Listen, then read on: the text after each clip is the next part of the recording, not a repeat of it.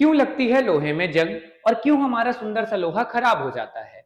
इन सारे सवालों का जवाब मिलता है हमें रस्टिंग ऑफ आयरन में। रस्टिंग ऑफ आयरन में हम पढ़ते हैं कि कैसे हमारे आयरन में रस्ट, जिसको हम जंग बोलते हैं हिंदी में, वो लगती है और उसके लिए क्या क्या कंडीशंस जरूरी है। उस समय एक्चुअली आयरन के साथ बेचारे होता क्या है।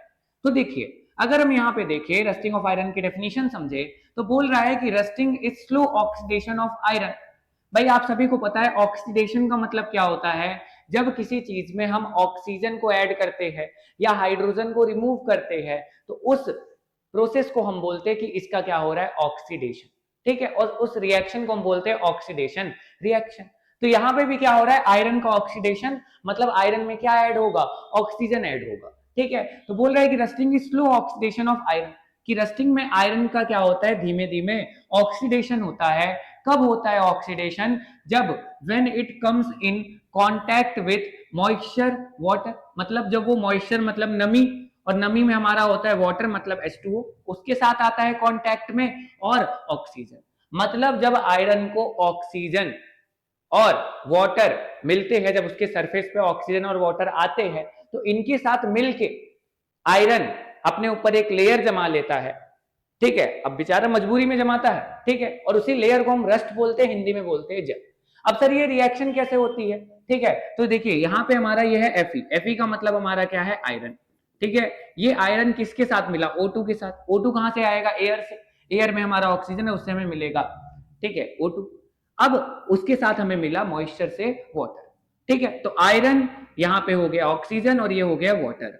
जब ये तीनों चीजें मिली तो इन्होंने मिलके बनाया Fe2O3.XH2O। इस X की वैल्यू हम वेरी कर सकते हैं, मतलब क्या है यहाँ पे। ठीक है, देखिए Fe2O3 क्या होता है हमारा, ये आयरन का ऑक्साइड है। आयरन का ऑक्साइड क्यों बोल रहे हैं, क्योंकि आयरन के साथ ऑक्सीजन लगा है। ठीक है, और साथ में वाटर लगा है।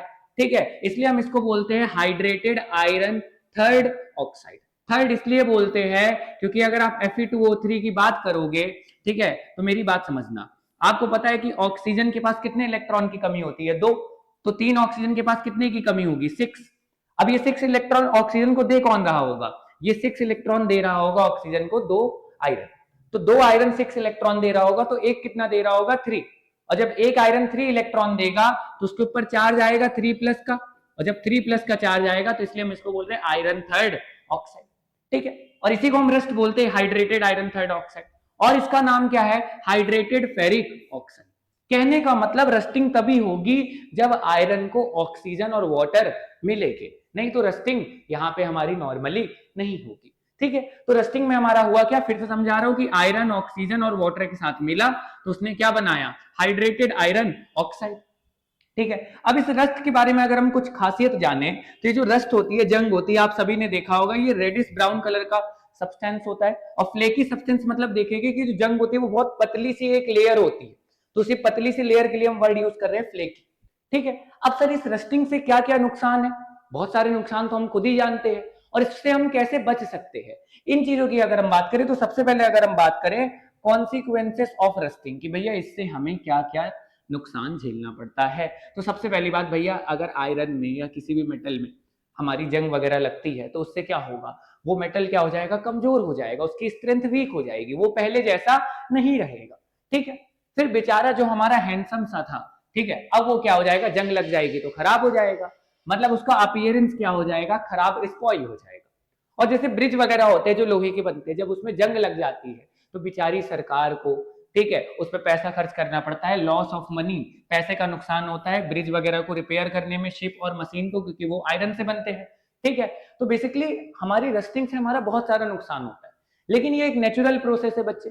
ठीक है, हाँ कुछ तरीके हैं जिससे हम रस्टिंग को कम कर सकते हैं या रोक सकते हैं, और वही हम पढ़ते प्रिवेंशन ऑफ रस्टिंग। बहुत बार एग्जाम में पूछता है कि भैया रस्टिंग को हम रोकेंगे कैसे, तो उसको रोकने के लिए देखिए, सबसे पहला भाई आप कैसे रोक सकते हैं, जब आप उसको ऑक्सीजन और वाटर के साथ नहीं मिलने देंगे तो रस्टिंग नहीं होगी।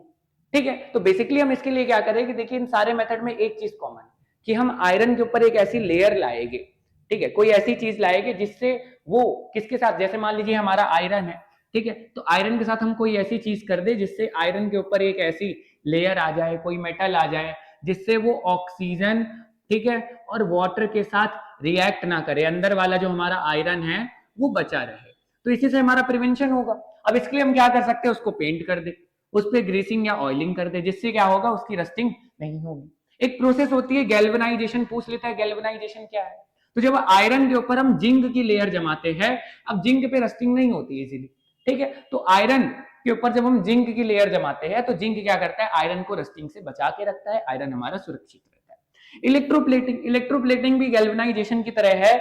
जब हम किसी मेटल पे दूसरे मेटल की लेयर जमाते हैं उसको बोलते हैं इलेक्ट्रोप्लेटिंग। जैसे जो आपके टिन के डिब्बे होते हैं वो अंदर से होते हैं लोहे के ही, बस उसके ऊपर एक टिन की लेयर जमाते हैं, क्यों, क्योंकि लोहे का होगा पूरा तो उसमें जल्दी से क्या लग जाएगा, रस्ट लग जाएगा, लेकिन टिन जो होता है उसमें रस्टिंग इजीली नहीं होती, ठीक है। उसके बाद जो लास्ट मेथड है एलॉइंग, ठीक है। अब बच्चे एलॉइंग क्या है, हमने अपने घर में स्टील देखी है ना, स्टील, तो देखिए स्टील सिर्फ आयरन से मिलकर नहीं बना होता, उसमें हम आयरन के अलावा कार्बन, निकल, क्रोमियम, ठीक है, ये सारी चीजें ऐड कर देते। तो हम करते क्या है, हम उसमें प्योर आयरन की अमाउंट कम कर देते हैं, और जब आयरन कम होगा तो उसमें रस्टिंग भी नहीं होगी, या ऐसी चीजें ऐड कर देते हैं आयरन के साथ जो आयरन को रस्ट होने नहीं देगी। तो एलॉइंग का मतलब क्या है, जब आप कोई सब्सटेंस बनाए दो या दो से ज्यादा सब्सटेंस को मिला के, जिसमें हमारे मेटल वगैरह हो गए, नॉन मेटल भी हो सकता है, ठीक है, तो हम बोलेंगे कि हमने क्या कर दी, एलॉइंग।